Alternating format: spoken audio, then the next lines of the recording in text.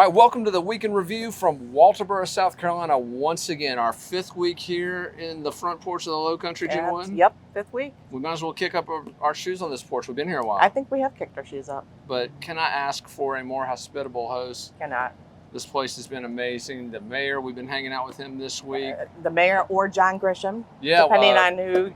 Incorrectly ID'd as John Grisham in court earlier. But the mayor, court staff and personnel, all the business owners around here, local law enforcement, everybody's been amazing. In fact, I went to a party with some locals earlier this week for the premiere of the big Netflix documentary on the Murdaughs. Just wonderful people here. Yeah, I love it. It's been a pleasure to be in this town. They have truly done an amazing job as the trial of the century and the circus accompanying it descended on the Colleton County Courthouse behind us. But Jen, let's cut right into the fifth week of this trial, an explosive week that saw perhaps the biggest developments yet in this case as the defense began making its case in earnest on behalf of Alec Murdaugh. Jen, start us through the beginning of this week. We heard some testimony from defense experts, particularly Mike Sutton, right? One of the first experts called for the defense. He testified to some acoustic issues that later became quite significant. Yeah, I think they are more relevant than we initially thought when we were listening to him. So Mike Sutton is an expert in, well, he's a forensic engineer, and is an expert and talked about acoustics and whether or not the gunshots could have been heard at the kennels, could have been heard at the main house at Moselle, which I think he said was 1,700 yards away. As the crow flies. As the crow flies. Expression a lot. Yep. Never gets old. That's Dylan. Dylan Nolan riding around in his 4Runner back there. So I mean, there's a lot of factors that play into acoustics, and he was talking about all of those. The tree line right there at the kennels, right. The humidity, the weather. And he testified that, in the house, the test gunshots that he fired would not have been heard. That's correct. In the house, right? And he played an audio recording from the house, the main house at Moselle, 1,700 feet away from the kennels, the scene of these graphic murders on June 7, 2021. And again, we all heard it. You couldn't hear it. Couldn't hear it. But here's the question. As this week wore on, all of a sudden, the question of what you could hear inside the house became significantly less important, didn't it, Jen? Exactly. We'll dive into that in a minute, but before we do, let's continue with the early part of this week and the case that was made by Alec Murdaugh's defense. Earlier this week, a witness was called on behalf of the prosecution, one of Alec Murdaugh's former law partners, Mark Ball. Mark Ball. This witness was called by the defense, but as we noted during our coverage earlier this week on FITSNews.com, Mark Ball ended up turning into a very effective witness for the state, which, I guess it can happen, but I did not see that coming quite so hard. Dylan Nolan, our director of special projects, was on the ground for the duration of the Russell Laffitte trial, and Dylan reported on numerous occasions during that trial how witnesses who were called for Russell Laffitte, who Alec Murdaugh's not alleged anymore, he's been convicted on six federal counts. Let's go ahead and say convicted fraudster, Russell Laffitte. But witnesses called for Laffitte ended up being very effective for the prosecution in that case. That happened again with Mark Ball, didn't it? Yeah. I mean, I think initially he was effective for the defense. He was talking about some of the things he saw at the crime scene because he was one of the earlier people to arrive. He was one of the first people to arrive. He said that when he got there, he pulled right into the kennel driveway. There were no barricades up, that he pointed that out to law enforcement, and still there were no barricades put up. And then he also testified that as SLED started processing the crime scene at the kennels, they told them to go to the main house at Moselle because a large crowd of people had gathered. So told them to go to the main house, and Mark Ball said, I thought it was a little weird and asked, is the main house part of the actual crime scene? Is that a place that we should be going? Do you guys need to process that? And they said, no worries, go ahead and go up there.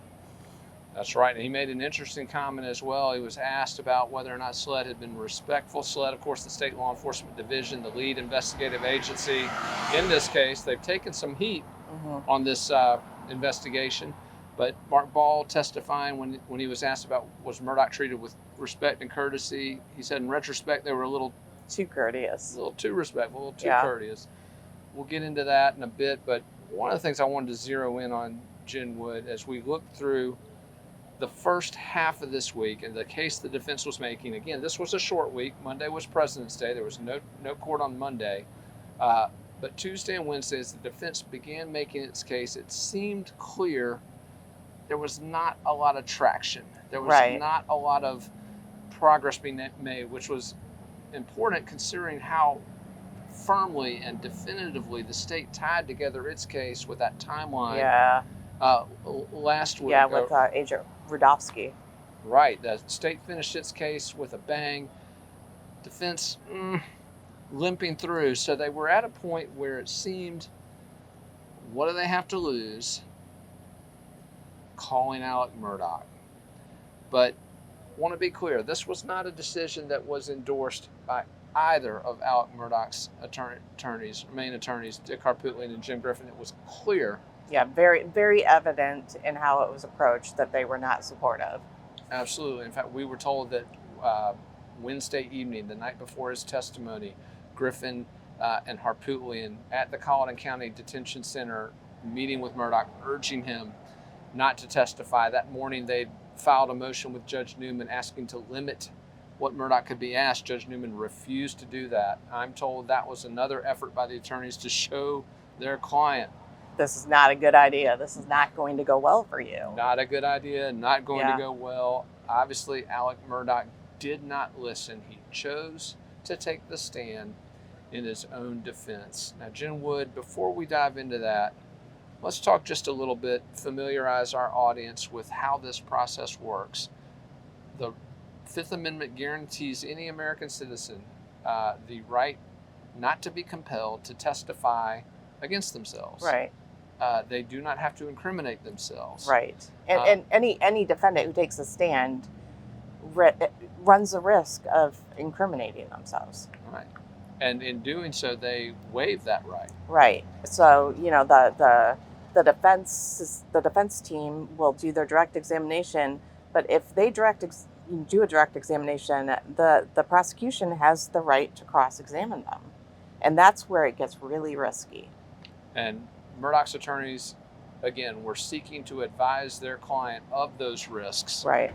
And also seeking to preemptively limit the scope of that cross-examination, but they were unsuccessful. Right. Rule 611B of the South Carolina Criminal Procedure.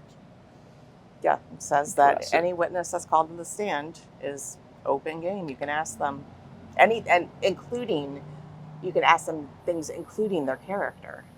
Absolutely, because once again, Judge Newman, in his order, indicating that he would not issue any sort of direction limiting that testimony, he said to do so would be unprecedented. In fact, he indicated that he seemed to be surprised they would even ask. They were probably surprised they had to ask. Absolutely. It was very clear from the moment Murdaugh took the stand that this was not something his attorneys wanted. In fact, I took note. I was in the courtroom at that very moment. Jim Griffin, as he stood, typically they say the defense calls and then they'll name the witness, but in this case, Jim Griffin didn't say that. Nope. He said the defendant, Alec Murdaugh, wishes to testify. Very different from the defense calling him. Right. And I'll tell you a little something else we saw in the courtroom at the end of his testimony. But before that, let's dive a little bit into, obviously, a huge risk. Yeah. But Jen Wood, for the first part of Alec Murdaugh's testimony, that risk seemed to be paying off. Yeah, actually, I was surprised. I don't know why I was surprised. He's a seasoned attorney, despite the fact he's this bar. I was surprised at how well he was doing at explaining himself, explaining what happened that night. It was interesting. He had an answer for every question that, Jim Griffin, his defense attorney, was asking him. Right. Again, the first five and a half hours of his testimony on Thursday were all questions from his own lawyer, Jim Griffin. Griffin did a commendable job, considering this was a very reluctant question and answer session on his part, it seemed. But Griffin did a very capable and commendable job of eliciting those responses from Alec Murdaugh. Right. I mean, one of the first things they addressed was that 8:44 p.m. video at the kennels on June 7th. That's right. This would turn out to be a big moment the following day, Friday, but let's first talk about that admission. Jen, from the beginning of this trial, the defense had been confronted with what has been known as the big lie. The big lie, Alec Murdaugh's insistence that he was not at the kennels, the site of the murder, at or around the time of these savage slayings, that he was instead in the house where, as the acoustic expert testified, It was likely he didn't hear the gunshots. Likely he didn't hear the gunshots, Yeah. correct. But on Thursday morning, Alec Murdaugh, more than 20 months after these brutal slayings. 3 police interviews later. Well, multiple police interviews. Let's not forget one Yeah, of them. the- We'll yeah, get the to body at camera, the yeah. very end. We're going to talk about the coup de grace in this case up to this point. But multiple police interviews had repeatedly said, I was not at the kennels at the time of the murders. Thursday morning, Jen, a different story. I lied. I was at the kennels. Said he lied. Said he lied in the first interview, lied in the second interview, lied in the third interview. All of these, again, with the State Law Enforcement Yep. Division, the agency leading this investigation. Jen, that admission, and I was in the courtroom for that, and I got to tell you, you could see it on the faces of the jurors. And I want to be clear, this jury is not a hive mind. This jury is not a collective. This jury is not some monolith that goes one direction or the other based on what they're seeing and hearing. There are 14 individuals in that box. Again, we're not going to go into specifics about them or what they're seeing, because again, we want to be very sensitive to that and their anonymity. But they respond differently. They've got different baselines. Mm-hmm. And I can tell you that admission, the baseline for Alec Murdaugh, was not good. No. Not good. But as his testimony wore on, as his direct examination wore on, you could see a little bit of faith building in those jurors. And Jen, there was a moment where it seemed he kind of had them. Yeah. And tell us a little bit about that, about what that focused on. So, I mean, the moment where I think the jury kind of leaned into what he was saying was when they were talking about the clothing. The bloody shirt. The bloody or not lack bloody thereof. They were talking about the third interview, and they were asking him about the clothing that was in the earlier Snapchat video taken on June 7th, where he was with Paul and, playing with the tree or whatever he was doing. And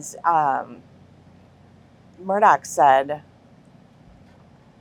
you wouldn't have even needed these clothes if the clothing that I was wearing when you got there had blood spatter on it, like you indicated. Absolutely. In fact, he said that my clothes didn't become an issue until my attorneys proved that Sled lied about the blood of my wife and son being on the shirt. He was very passionate, and you saw for the first time a little bit of that anger. Yeah. And for a moment, you could almost believe, wow, this man was falsely accused. Yeah, you could kind of get there. Right. And again, I know we've got a quick clip we want to show here. This was that moment where Murdaugh, again, this was Thursday. This is Murdaugh with that testimony about the blood on the shirt. We're going to cut to that real quick. I mean, they ask you for those clothes. Can you produce the clothes? Did they ask you that? No, they didn't. Have they ever asked you for those clothes? No. As far as my understanding goes, my clothes were never an issue in this case until y'all figured out, as my lawyers figured out, that there was no blood spatter on me. Sir? Is that objection, Your Honor? Reasons for the objection. 401, 402, and beyond in speculation, Your Honor. Mr. Griffin, It's a matter of public record. It's a matter of public record. what is? The issues with the shirt and the blood test It's a matter of public record. filed in this case, yes, sir. The objection is overruled. I'm well aware that my clothes never became an issue in this case until my lawyers proved that this blood spatter that they said I had on my shirt for my wife and my son was a lie, and that there was no blood on my shirt. And once they filed the documents and they proved that that was a lie, all of a sudden the clothes I was wearing back on that day became an issue.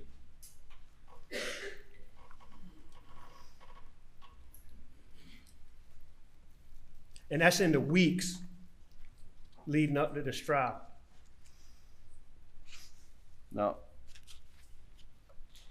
All right, now Janet, obviously you can see Murdaugh passionate there, defending himself, and again, being in there, I could see it on their faces. Yeah. They were buying into this. Yeah. It was a really good point, and it was made at a good time. Now, as the day wore on Thursday, Creighton Waters, late in the day, after 3 p.m., began his cross-examination of Alec Murdaugh. Very highly anticipated cross. It was the moment of truth in the trial of the century, really. Everything on the line. Now, in those first few hours on Thursday, Jen, Creighton Waters kind of... He was really diving into the financial crimes. That's right. And I think a lot of people were getting...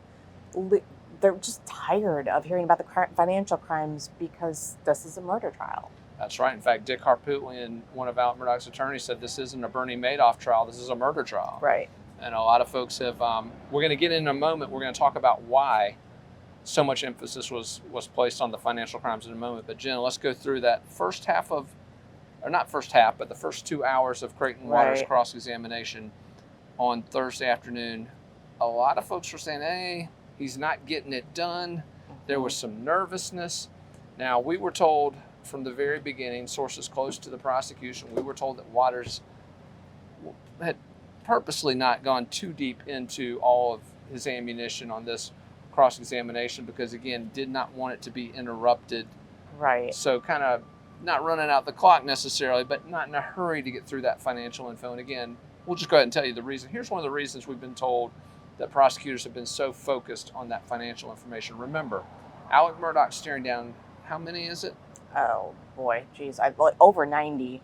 Over 90 financial indictments, facing over 700 years in prison. Jen Wood, this week, he admitted to the vast majority of it. Yeah, he did. Did you do this? Yes. Yes. I stole. I stole. I lied. He had a litany that he kept going back to. I did them wrong. Did them wrong. And in fact, on Thursday, there were audible groans from the gallery as Alec Murdaugh was testifying, and he would go back to his litany, and Creighton Waters would say, how many times did you practice that, Mr. Murdaugh? He said, you might as well write it down on a piece of paper and hold it up. He was scoring some points on him there, wasn't he? Yeah, I bet he did seem frustrated. Creighton seemed frustrated by the end of it. Yeah, and again, this was, as we were told by a lot of folks, justifying Alec Murdaugh's decision. You know, it's his last big trial. It's his last big jury. It's his moment. He's not wasn't going to pass it up. Right. And at the end of that first day of testimony on Thursday, Jen, it felt like the gamble was paying off. Yeah, I was surprised because when I found out he was going to take the stand, first of all, I didn't believe it. Second of all, I was like, there's no way this is going to go well. I know he thinks he can talk his way out of this, but there's just no way.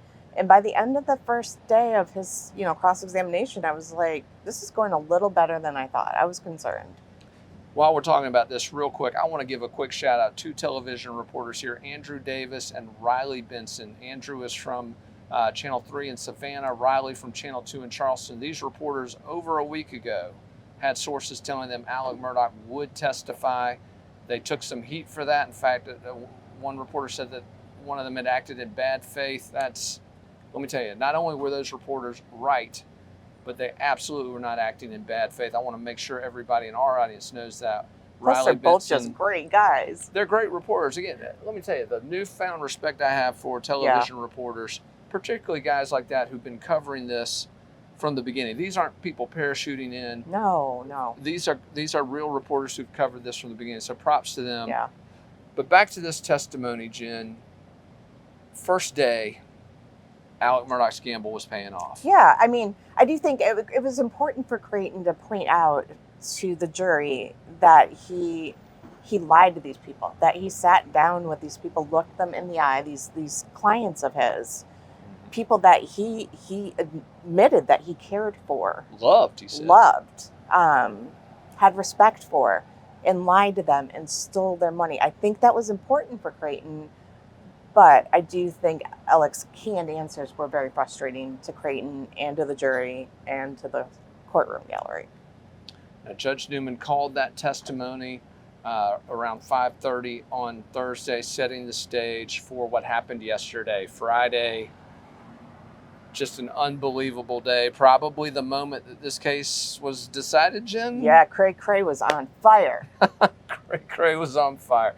But let's start with the beginning of this day, because it started again, Creighton Waters, Thursday, Friday morning, focusing again on those financial crimes and eliciting those admissions. And as I mentioned earlier, the reason for that, the state is planning to pursue life without parole for Alec Murdaugh on all these various financial crimes that could land him in jail for over 700 years. They're going to push for every single one of those. And one of the reasons that they were going into such detail is that the admissions Alec Murdaugh provided will be pivotal in securing either a plea or a conviction on those multiple financial charges. So I've been told again by my sources close to the prosecution, that's the reason that they kind of bored the jury. And they had to go through all of those names and get all of those admissions. They absolutely did. But there was a moment, we're going to start cutting to a few clips here, but there was a moment during that testimony yesterday, Friday morning, where once again it felt like Alec Murdaugh was pulling just maybe a few of those jurors in. Yeah. When he talked about his drug addiction, he specifically talked about how he had been to detox or self-detoxing dozens and dozens of times, hundreds of times even. Right. But that he'd had a conversation with Paw. We'll get into the pet names here in a minute, but Paw, his son Paul, had a conversation with him where he promised to go to rehab after Paul Murdaugh's criminal boat charges had been resolved from the boat crash back in February of 2019. By the way, yesterday, the 4th anniversary of that horrific moment that claimed the life of 19-year-old Mallory Beach of Hampton, South Carolina. Our thoughts and prayers are with the Beach family and all of her friends. Again, that boat crash, really the moment that set the dominoes in motion that led us Here, Jen Wood. But at that moment, when he's talking about his drug problems, and well, let's cut to it. You can watch it, and let's hear Alec Murdaugh talk about his drug addiction. And after they found those pills in May, that being Maggie and Paul, were they trying to get you to self-detox? No, sir, not at that point in time. They just let it go? No, they didn't let it go. But at that point in time, Paul and I had already had a discussion based on, I can't remember exactly when it was, but there'd been a previous occasion a good while back where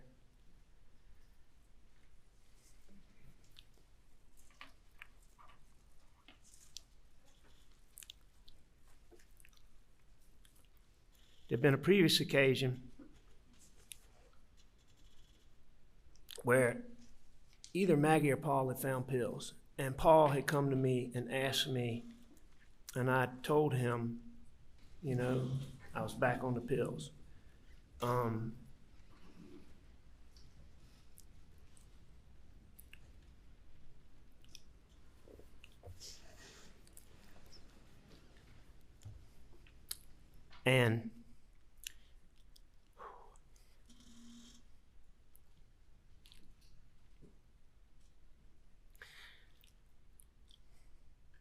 When was this occasion?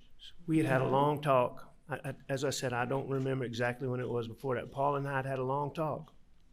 And we'd agreed, I had agreed, and I detoxed so many times. I'd been to detox.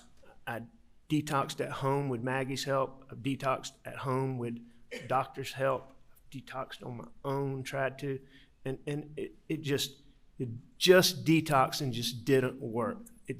You could detox, but you couldn't, no, not you, I couldn't stay off of them. And so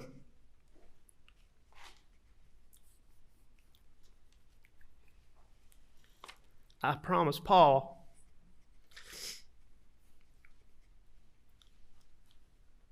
that as soon as we finished with his criminal case, that I would go to rehab. And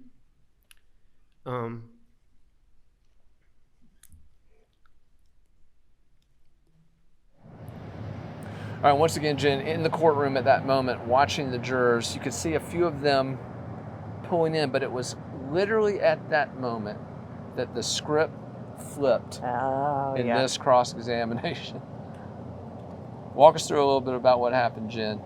You were in there. Are you making me do it? Yes. They don't yeah. want to hear me Oh all my the gosh, time. the way you describe it's really, I mean, All right. I can't do it as well as you do because you were in there watching the jury. I was. It was one of those moments that you just, well, we talked about it. Yeah. Just let him talk long enough. Yeah, I mean, and that was one of the tactics that Creighton Waters was using. That I was like, that is a good move because Alec likes to talk. So he would ask the question and hold back. He would stay silent.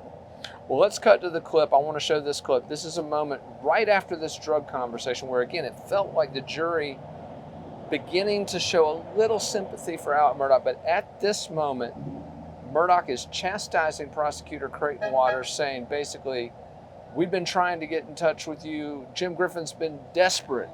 Let's cut to the clip and hear what he had to say. You're talking about, now you're claiming that about the time in May, that Paul talked to Maggie and convinced her of that? Or are you talking about a different time? I'm not claiming that, Mr. Waters. That's a fact. This is what happened. All right, we're hearing that now, correct? Hearing what now? What you just said. Well, you just asked me this. Mr. Waters, you keep making an issue about first time you hearing these things. When I got arrested and I went to jail, we began reaching out to you to talk to you about all of these things, to try to tell you everything that I'd done, to give you all these details to help y'all go through these financial things.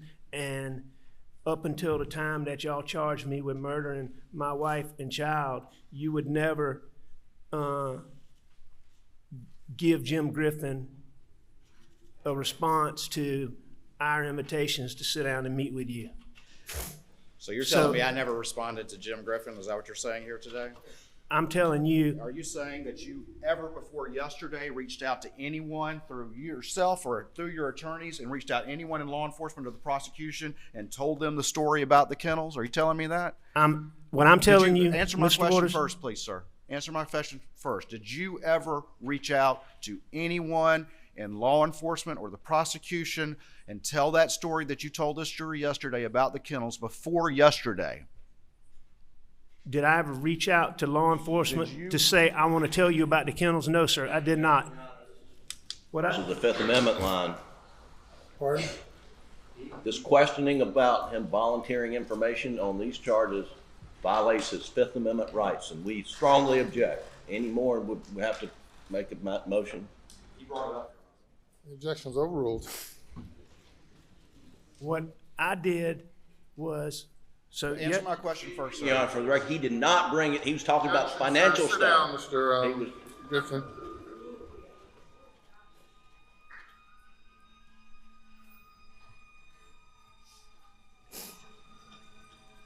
Yes or no question. Before yesterday, did you ever bring up what you told this jury about that kennels to anybody in the prosecution or anybody in law enforcement? So, Jen, obviously a significant moment in the trial right there. Creighton Waters completely flipping. Yeah. Yep. I mean, I've been trying to sit down with you since January up until the time I was indicted to talk to you about what happened at the kennels. And then he turned it right around and said, well, just yesterday, for the first time, just completely pulled the rug out from under him. And you could see, again, watching, I don't want to claim I'm in anyone's mind.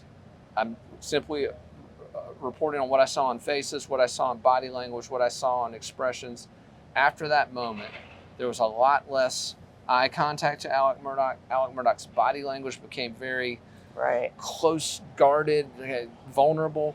Then you look over at the defense table and you could see the body language on his attorneys. Like I said during our live feed yesterday, it was like, a football team that had just lost a game. Their heads down, dejected. Hail Mary pass was thrown. The Hail Mary pass had fallen to the ground, and yes, it didn't work. Yeah. No. Just like the detoxing didn't work, the gamble of putting Alec Murdaugh on the stand at that moment began to fall apart. But it was just beginning to unravel. Jen Wood. Creighton Waters had a lot more in store for Alec Murdaugh, and I want to talk about a few of those moments because there were some things that happened, points that were scored, blows that were delivered. Alec Murdaugh caught in some moments where he literally had no answer whatsoever. I Right. want to talk about one of those moments. If you recall, Alec Murdaugh's phone was quiet for a long period of time on the night of the murders. Yeah. But at 9:02 p.m., it woke up. And it woke up with a fury of activity. He became, according to Prosecutor Waters, a busy bee. Yep. Between 9:02 and 9:06 p.m., when he got in his Suburban to leave for his parents' house in Almeda, Alec's activity picked up significantly. 283 steps.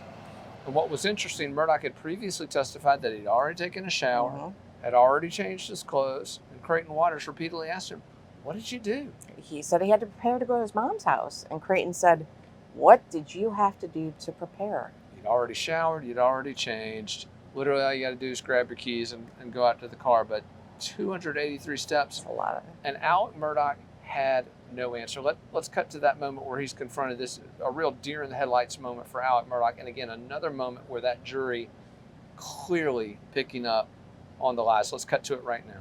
And if you left around 8:47 and it took about 2 minutes to get up to the house, what time would that make it, Mr. Murdaugh? If I left at 8:47, and if it took me 2 minutes, that would make it 8:49. 8:49.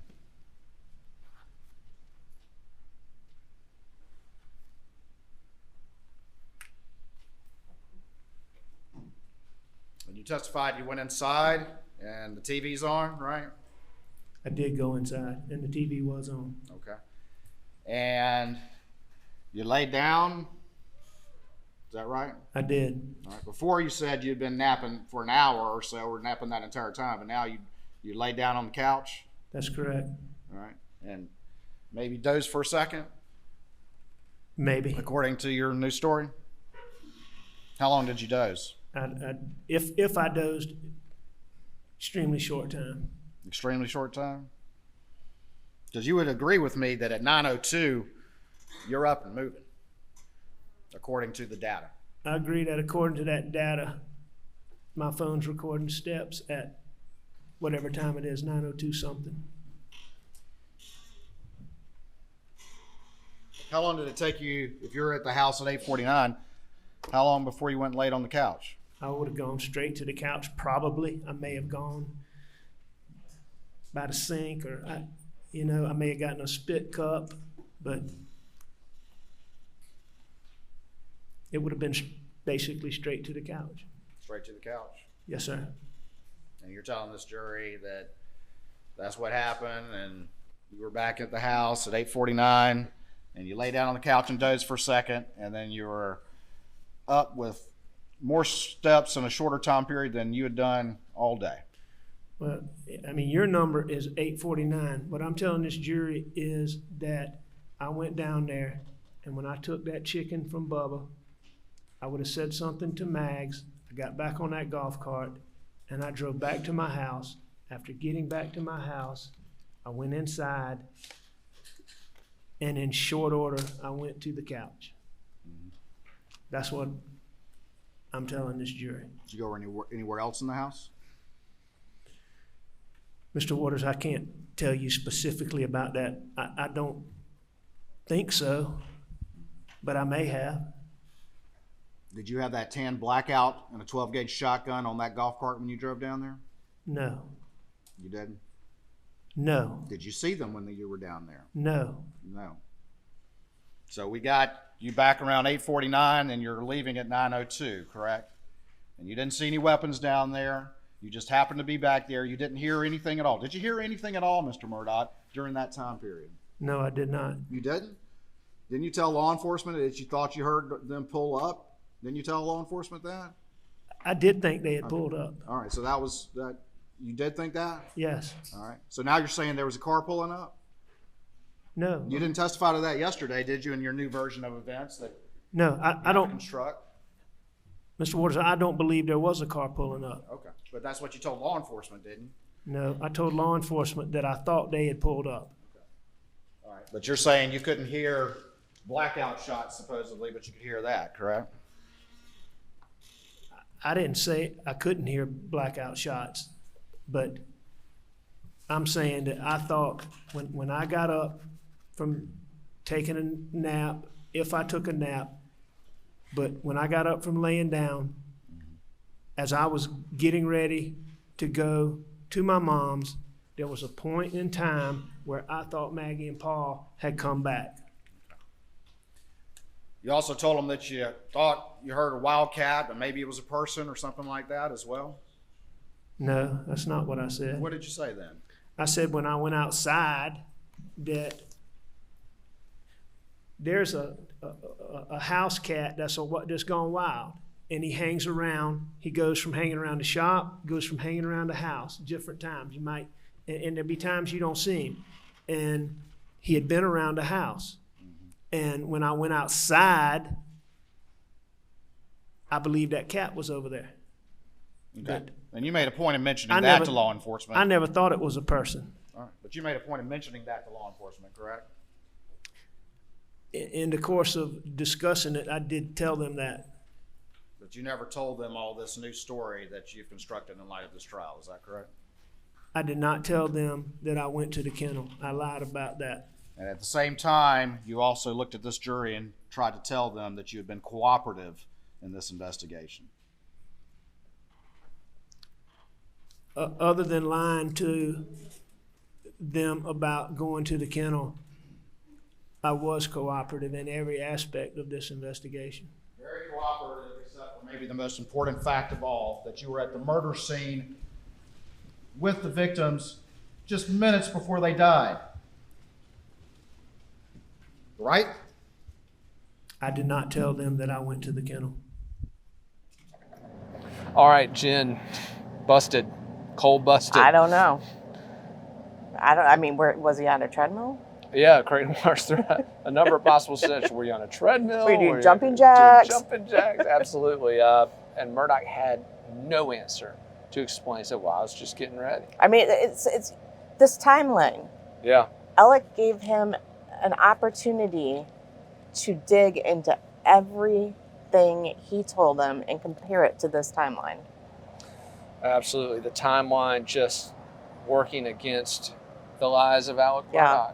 And Yeah. again, we can call them lies now because we're at a point in this case where he is now admitting to lie after lie after lie. And just even Thursday, the day before his testimony, where he rolls out his new narrative. And let's talk about that, because the big lie about why did you Right. lie? Right. Why did you not tell the truth? And Alec Murdaugh's explanation for it,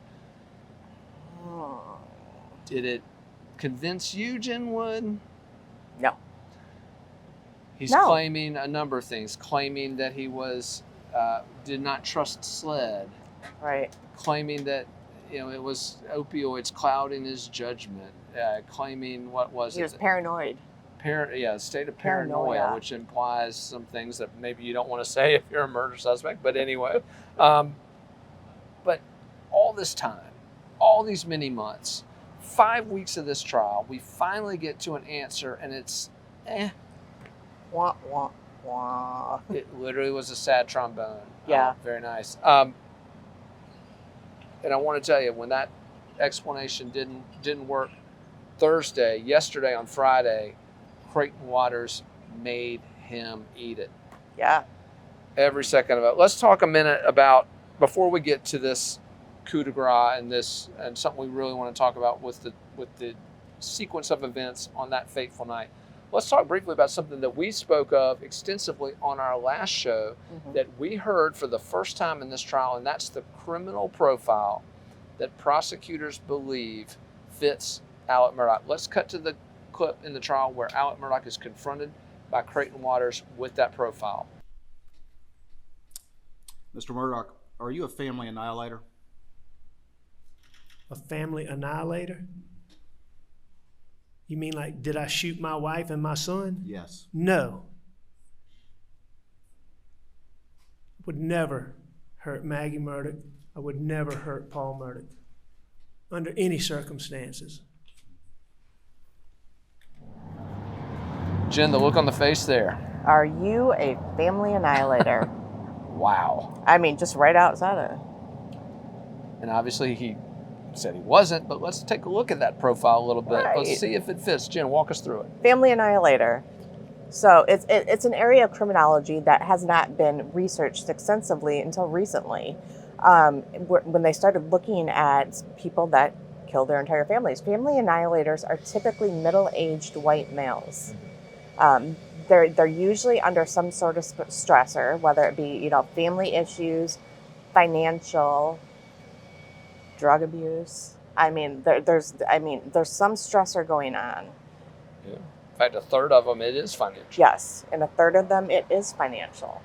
And a lot of times they have a narcissistic personality. I'm checking some I think we did this on last week. We're checking the boxes. Right. And Creighton Waters straight up said, are you a family annihilator? Point blank. Right. And Alec's Point blank. face when he said that, Yep, we saw, it was...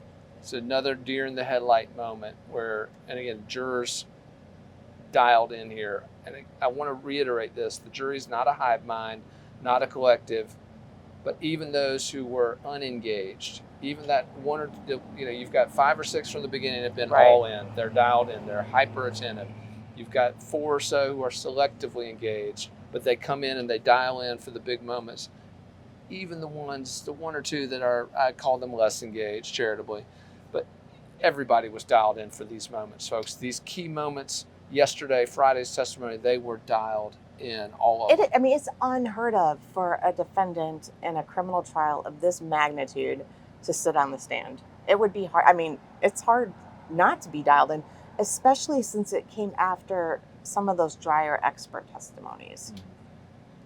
Now, as Friday wore on, it got even worse for Alec Murdaugh. Toward the end of this, again, devastating cross-examination from Creighton Waters, walking through the litany of all the people Alec Murdaugh lied to. It took several minutes to It go through. It was quite the list. His law partners, his family, his friends, his clients, naming them one by one.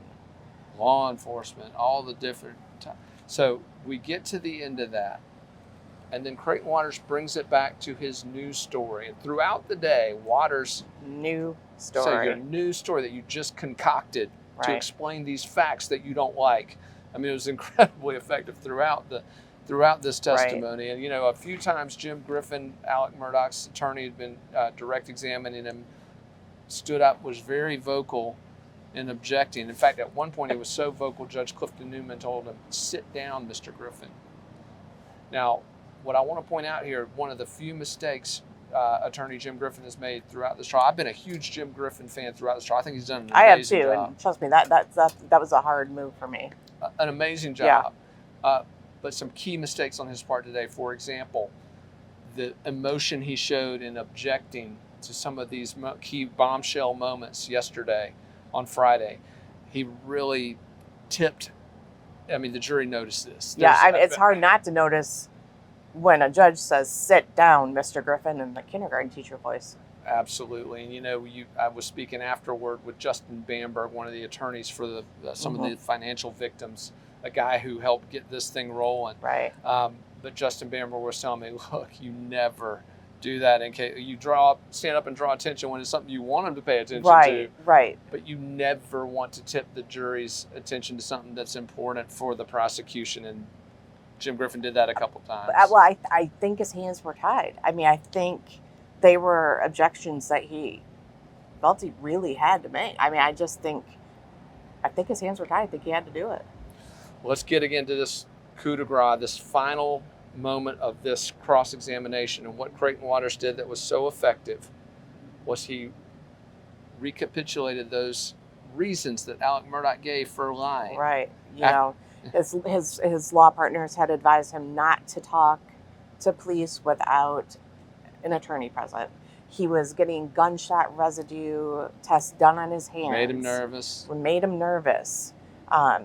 Just a litany of reasons that Alec gave for lying. Didn't trust SLED. Yeah, because, He thought the SLED agent that was going to question him was one that had set up his good friend Greg Alexander. We'll get to that name in a moment, folks.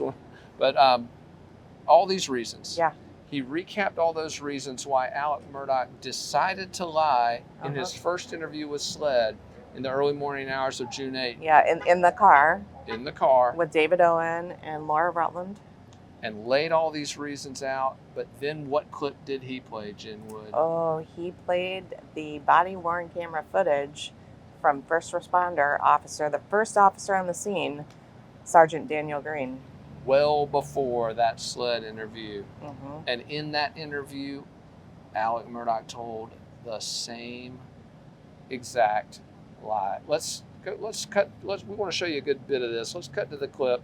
Creighton Waters, this closing coup de grace delivered to Alec Murdaugh on the stand. Let's take a look.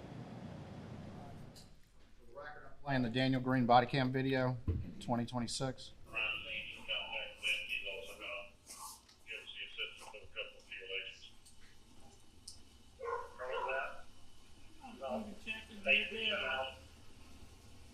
They are dead on that. Yes, sir. That's what it looks like. Where are you now?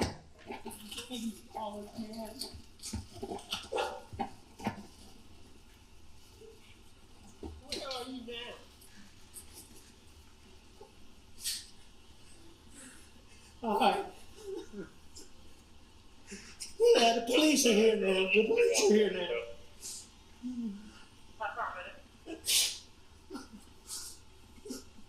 That's my brother. Okay. When was the last time you were here with them? Or talked to them or anything like that?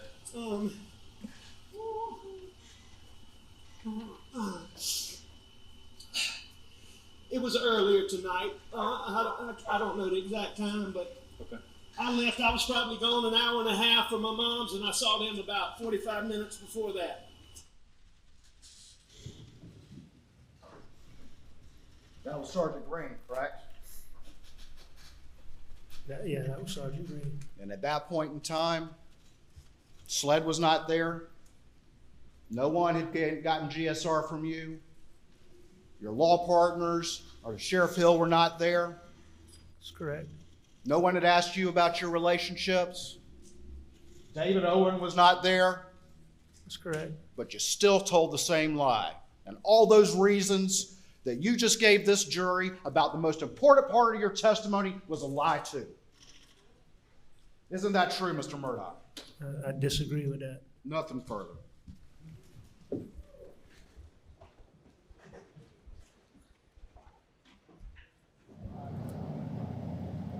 Jen, nothing further. Nothing further. Nothing further. There was nothing left for him to do. And in fact, I want to point something out. The state pulled a punch. They pulled a big punch, didn't they? Yeah, oh yeah. Alec Murdaugh, a big part of his defense has been the family man, the loving husband, the loving father. The state had some stuff that could have called that in question, didn't they? From what our sources are saying, they had some big stuff. In fact, we were noticing on one of the slides that was being moved as I was in the courtroom, you could see on one of the computer things there was a little folder off in the corner. It looked for a moment like Creighton Waters might click on it. It was never clicked on. We'll have to follow up and see exactly what that was about. I'll work my sources over this weekend here today and tomorrow Sunday. Please do. I'll try and find out. But as we were looking, we'd heard that the prosecution would get medieval. Medieval, I mean, it's happening. Yeah. And I didn't need kept to go waiting there. for it. I kept asking him, did the bomb drop? Did I miss the bomb? They didn't need to. They didn't throw that. And I was over in the press center when that bomb dropped, when he said nothing further, and the whole room was silent. And I heard somebody go, "That was powerful," and it was.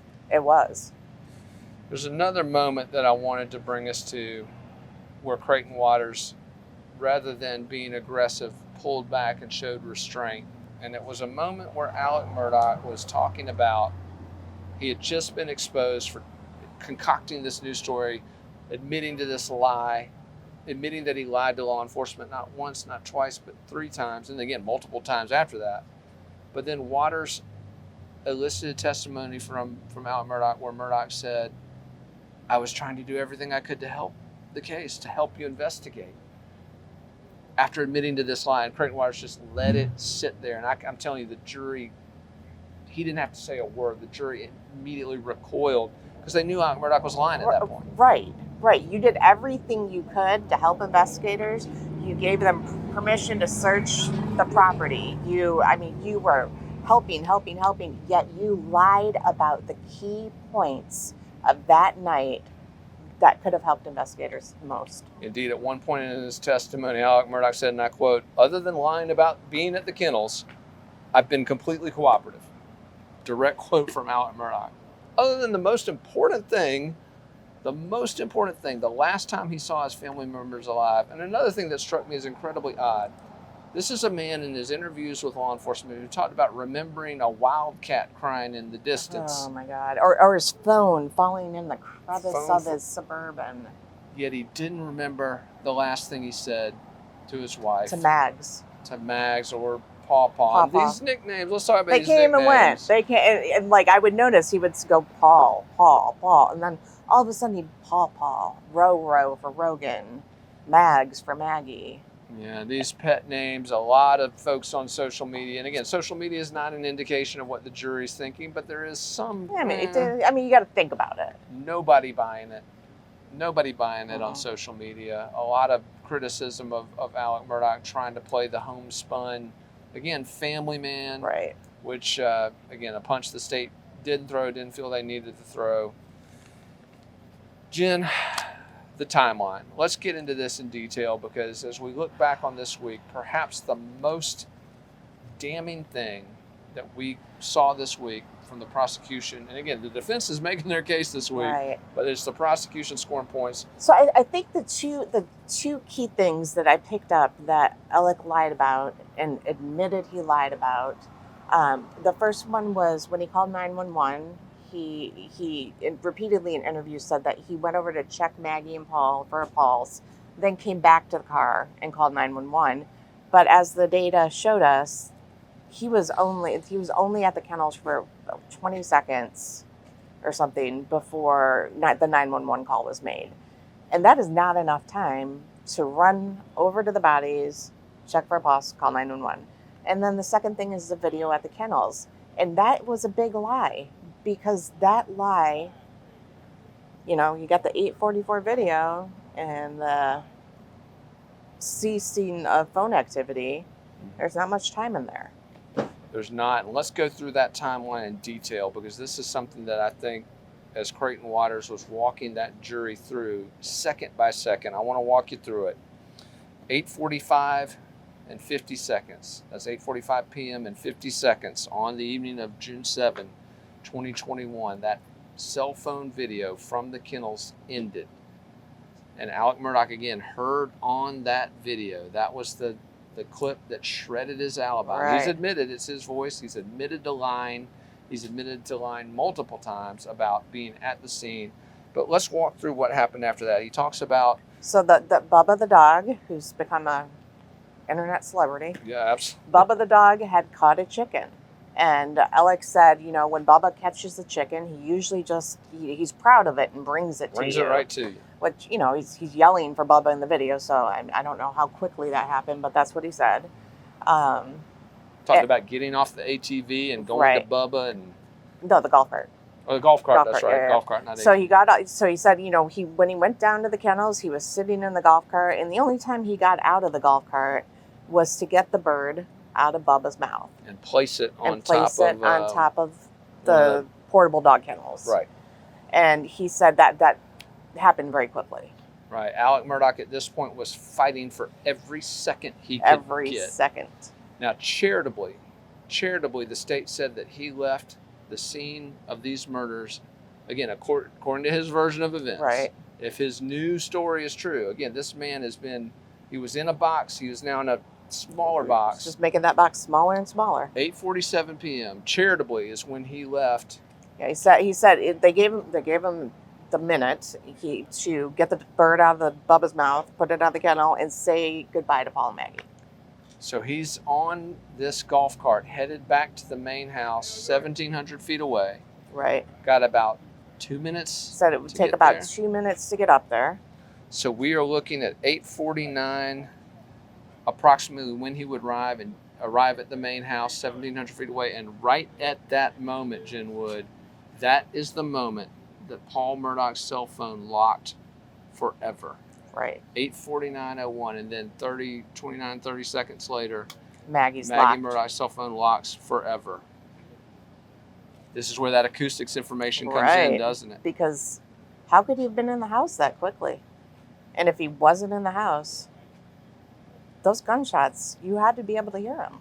If you were standing outside of the main house at Moselle, again, what was it, 165 decibels Yep. on the 300 blackout, 155 thereabouts on the 12 gauge shotgun. If you're standing outside, you'd have heard him. Seconds. Literally seconds. And he's claiming that at the moment he walks into that house with the TV on, The air conditioning on. and he doesn't hear these shots. Literally relying on every second to make this new, as Creighton called it, newly concocted timeline work. Jen, nobody was buying it. I'm not buying it now. Nobody was I buying mean, you know me. I was leaning into the testimony. I was buying it for a little bit, but as soon as they broke that down and put him in that box and pointed out that those seconds matter. So what really happened? Earlier this week on TikTok, and again, I am not going to make any TikTok jokes. Dylan Nolan told me not to. He said I was beating that horse. But earlier this week on TikTok, there was a video posted of a crime scene reenactment from this case. Now, we were initially turned on to this video by some law enforcement sources. We've got a great network of law enforcement sources, Jen, state, local, federal, you name it. But one of our law enforcement sources turned us onto that video, said this is not exactly, but this is pretty much what happened. We ended up showing it to some of our prosecutorial sources, and we were told there's one or two things, but that this was 95% how they believe that this crime went down. Let's roll that crime scene reenactment real quick right now. Paul was in a dog kennel taking a video that ended at 8:46. A few minutes later, he was walking to the feed room. He's texting a friend and reads his last text at 8:48:59. Seconds later, the first shot is fired. At 8:49:01, his phone is forever locked and never used again. Blood drips from Paul's left arm as he staggers to the door. The gunman, thinking he had killed Paul with the first shot, goes to get his other weapon, but is shocked when he senses Paul by the door. A second earlier, Maggie at 8:49 reads her last text and is interrupted by the sound of gunfire. She turns to run back. The gunman grabs his gun and runs towards Maggie.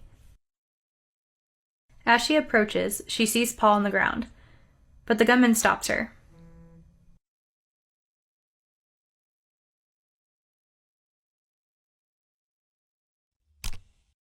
Let's rewind this so we can see the pathologist's report. Now let's circle around and see the path of the bullets.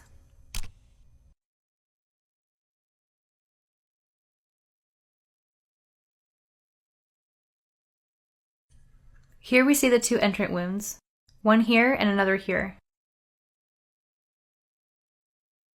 Circling around to the back, we can see those exit wounds. Now we can see those wounds, one here and the other here. Continuing on to the last illustration, we can see how she was shot in an upward direction, the bullet going through her breast and into the head, as noted in the diagram. So, Jen, I don't know exactly the origin of that analysis, but apparently it is spot on. Yeah. Both law enforcement and prosecutorial sources telling us, hey, this Other is than a few minor things, that's what they think right. happened. 95%, that's what happened. And then as the timeline goes on, Alec Murdaugh, according to his new story, lays down for what the shortest winter's nap, summer's nap. He doesn't even know if he fell asleep. Doesn't even know if he fell asleep, but at 9:02, Picks that film back up, but had been largely silent. and all of a sudden this flurry of unexplained activity. You saw it earlier, that during the headlights moment. Jen, this was devastating. Yeah, it's hard. What does and again, let's talk about next week's schedule. We're getting some insects out here with our massive lice here in the front porch of the low country. It's February and we got the bugs out, Jen. We've been through all the seasons. We have down here. But let's talk about what's coming up next. Toward the end of court yesterday on Friday, we heard the lawyers discussing what's coming next. The defense indicated 4 witnesses left. They said it would take an hour per witness, but Jen would double that. Double it at least. We've learned when these lawyers say something's going to take an hour. We're just going to say another day of testimony. Right. But after that, the defense is expected to rest. At that point, the prosecution will have the opportunity to introduce rebuttal witnesses. We're told to expect 2 to 3. One of them may be a family annihilator witness, a profiler. That would be fascinating. We'll have to see. Creighton Waters has certainly opened the door for a discussion of that criminal profile. Yeah. We'll have to see if that comes into the state's rebuttal. At that point, jury will be instructed. There will be wait a minute, before we get to that, closing arguments. Oh, yeah. Closing arguments. Because even that isn't as simple as it should be. That became a controversy today, Jen. Walk us through it.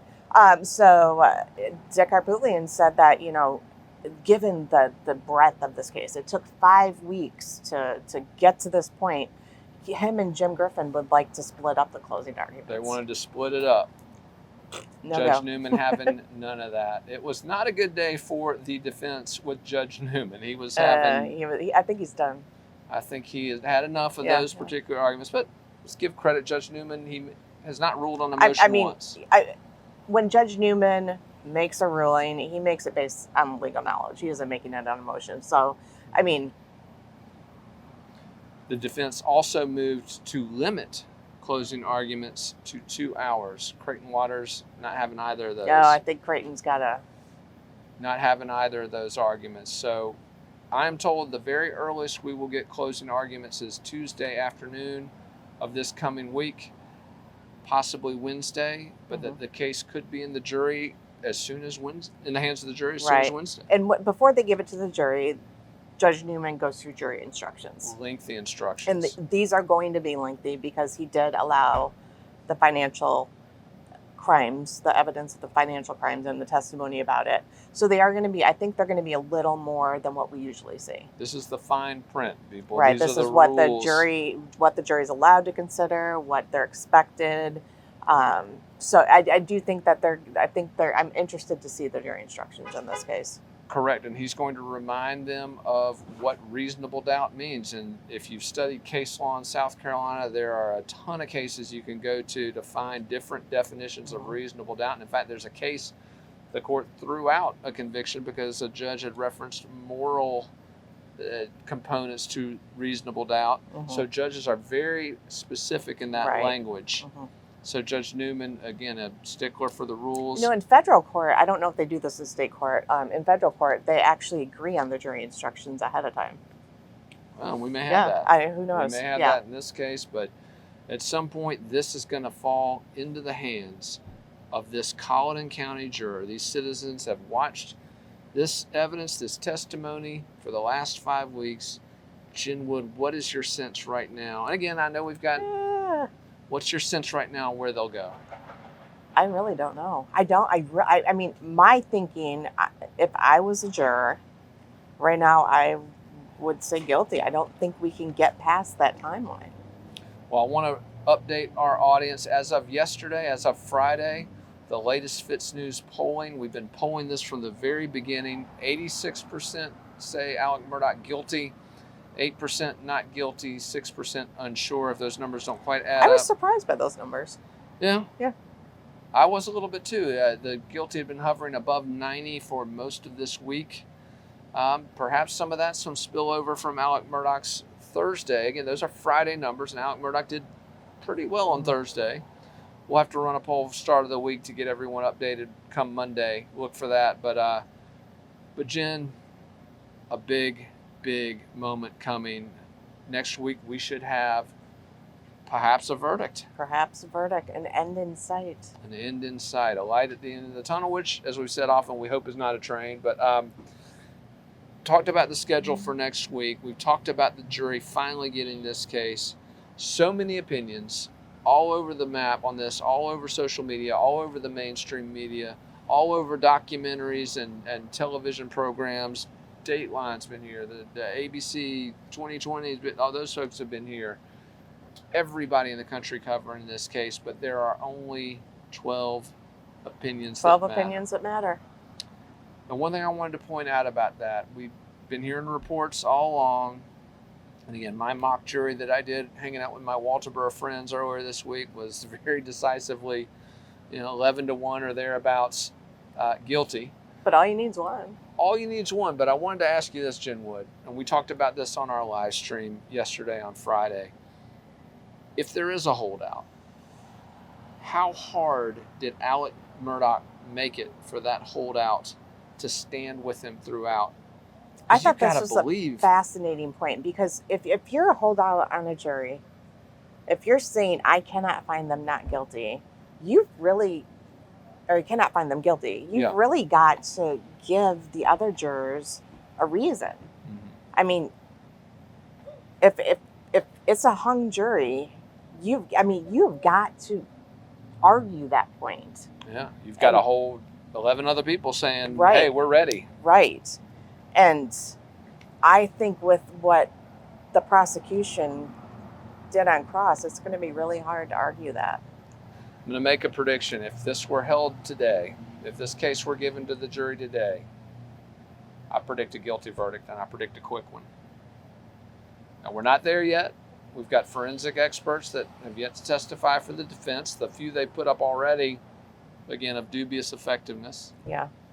But the defense has not finished their case. And here at FITSNews, one of the things I'm very proud of, there's no confirmation bias here, folks. I know.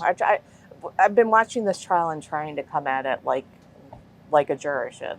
You've been back and forth. Yeah, and I've been all over the place. Yeah, some days you said I couldn't convict him today. Right. Other days you said, oh yeah. There was one point where I was like, I don't think he did it.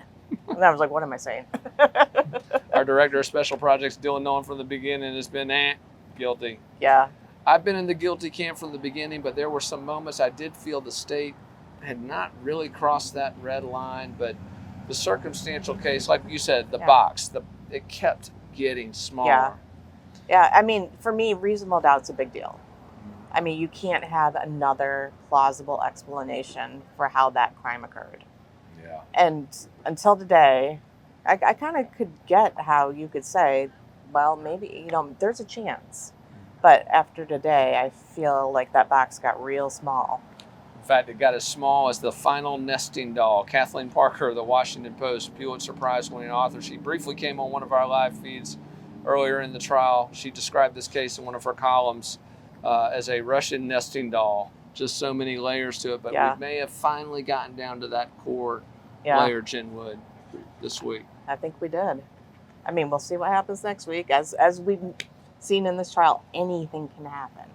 That is absolutely true. That timeline's very hard to get past. Absolutely true. Folks, I want to encourage all of you, visit FITSNews.com. We broke this story the morning after these murders, June 8, 2021. We were the first news outlet to report on all the major developments in this case. I mean, if you're listening to the testimony today and wondering who Greg Alexander and Barrett Bulware were, we've got articles on the extensive research and great writing That's correct. Two key players in this saga, Yemassee Police Chief Greg Alexander and Barrett Bowler, a former alleged drug smuggler. / shrimp boat captain. Shrimp boat captain. Okay, we'll go with that. But these are two key players. Alec Murdaugh passionately describing his friendship with them, and yet, of course, he admitted stealing money from Barrett Bowler. But these are two key individuals. Jen Wood's research exposed all that. You're writing. Well, we Put it out there. Teamwork. But yeah, I mean, go make sure you check those out because if you're wondering who these people are and why they matter, we've got the stuff on our website. Absolutely. We've also got detailed coverage of the boat crash, the tragic death of Mallory Beach that led to this. Again, a lot of our reporting, proud to say, featured in that new Netflix documentary. Played a very small part in that. So many great people in that. Valerie Borline of the Wall Street Journal, Michael DeWitt from the Hampton County Guardian here. Mark Tinsley, the attorney, did a great job in that, but Morgan Dowdy, the star, Paul Murdaugh's former girlfriend, the real star of that Netflix documentary. If you haven't seen it, it's the #1 show in America right now on Netflix. Just goes to show how this story has just exploded, hasn't it, Jen Wood? Yeah. FITSNews.com. We have been the tip of the spear on this story from the very beginning. We've covered this trial from its opening gavel. We will see it through to its conclusion. And not only that, Jen, we're not done. Oh, no. When this trial is over, there are still layers and layers Hopefully of this jury story. deliberations last a little bit longer so we can get into the next steps. That's right. We've got a lot to unpack after we get a verdict, Right. hopefully next week. But again, hey, juries can go 20 minutes. They can go 20 days. You never know. You never know. We'll have to find out if the clock starts ticking on those jury deliberations next week. But again, keep it tuned to FITSNews.com. I cannot thank Jen Wood, our director of research, enough. She's been running our live feed every day of this trial. Keep it tuned to her feed to find out that minute-by-minute detail of what's happening. Also, Dylan Nolan, our director of special projects, he's been running the live feed. But more than that, folks, our mobile headquarters here outside the courthouse, he's been running this thing, making sure we've got power, making sure our generators are working, making sure the lights are on, making sure I got coffee. Literally everything that we need, Dylan Nolan has had it covered. Cannot thank this team enough. It is so amazing to work with people like Jen and Dylan. They're committed to telling this story the right way. Can't thank you guys enough. Well, thanks for having us here with you. Absolutely. It's an honor to cover this thing with these folks. Keep it tuned to FITSNews.com. Thank you for joining us for another on-location edition of the Week in Review. One day we'll get back in the studio. One day. Absolutely. And again, as I mentioned in the last episode, we got a ton of political news we're going to cover. I promise you, my political junkies, I haven't forgotten about you. We're going to get into that first in the South presidential drama. Nikki Haley, Donald Trump. We're going to talk about all that, but we're going to finish this out the way that we promised here in Walterboro. Thank you again for joining us on another edition of the Week in Review.